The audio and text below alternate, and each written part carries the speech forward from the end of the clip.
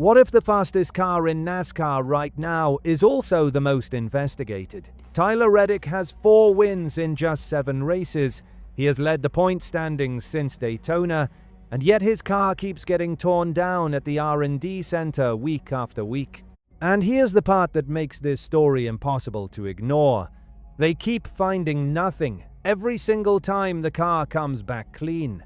So what is actually going on inside NASCAR right now?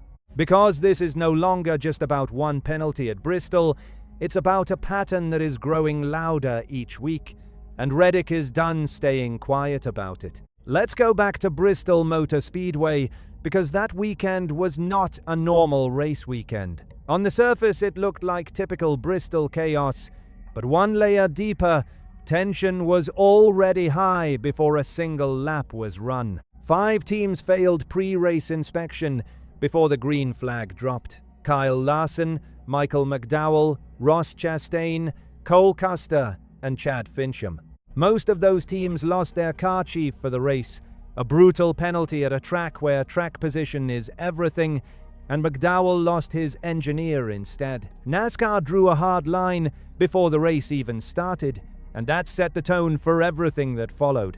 And the penalties didn't stop there. During the race itself, speeding violations hit Christopher Bell, Chase Briscoe, John Hunter Nemechek, Tyler Reddick, and Brad Keselowski. Ricky Stenhouse Jr. was penalized for a safety violation. Michael McDowell was caught with too many crew members over the wall. Zane Smith received an equipment interference penalty. It wasn't just a race, it was a non-stop penalty cycle from start to finish. Even in the truck series, there was tension when Christian Eckers and Corey Haim made contact late in the race, carrying history from their 2024 championship battle. NASCAR spoke to Eckers, and no penalty was issued. Officially, nothing changed, but everyone in the garage noticed. Now this is where the story turns directly toward Tyler Reddick.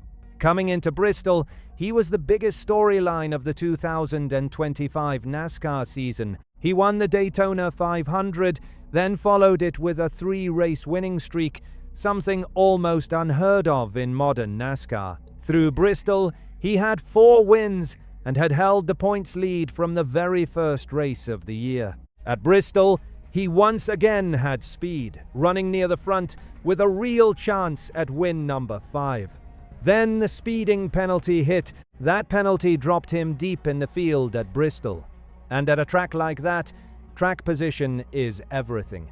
He lost rhythm, got buried in traffic, and could not recover. He still managed to finish 4th, which looks strong on paper, but the damage was in the points. His lead shrank from 82 points to 62 coming out of Bristol. Ryan Blaney closed the gap with strong stage points and a fastest lap bonus, creating a noticeable swing in a single afternoon.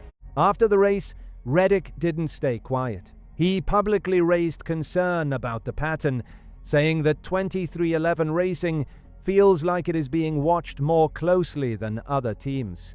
He pointed directly to the repeated deep inspections his car has been pulled into throughout the season. His message wasn't that NASCAR is doing anything wrong, but that the frequency is starting to feel excessive, especially when the outcome is always the same. Clean cars, no violations, no issues. And that brings us to the inspection facts, which are the most important part of this entire situation. After Bristol, both Tyler Reddick's car and Kyle Larson's car were taken to NASCAR's R&D center in Concord, North Carolina.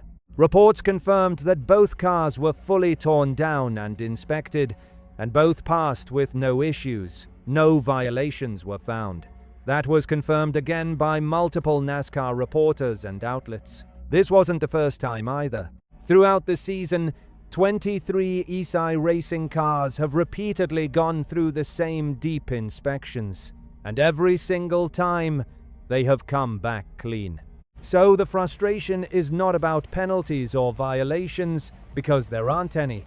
It's about the repetition. Why does the most dominant car in the sport keep getting the deepest level of scrutiny when the results are always the same? To be fair, this isn't new in NASCAR. When teams dominate, they get watched more closely.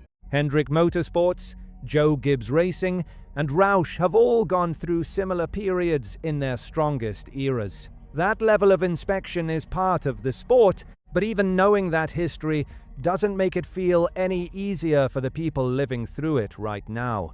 Meanwhile, outside the garage, everything around Reddick is growing fast.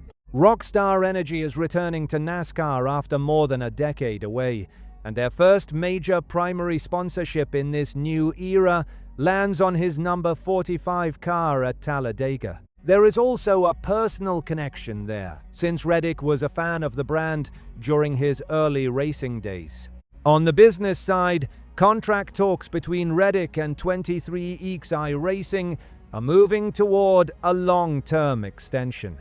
Reports suggest a deal in the range of around $7 million annually, placing him firmly among the elite drivers in the sport. Reddick has said he wants to stay, and the team leadership has made it clear they want him long-term as well. On track, the championship fight is still alive. Ryan Blaney is the closest challenger after ending Reddick's winning streak and steadily closing the gap. Denny Hamlin sits further back in points, still in the mix but not close enough to fully threaten unless things change dramatically. Reddick's lead is still there, but Bristol showed it can be reduced quickly if things go wrong. And that's where everything stands. NASCAR is right to enforce pit road rules, speeding penalties, and inspections. Those are part of the system, and they apply to everyone.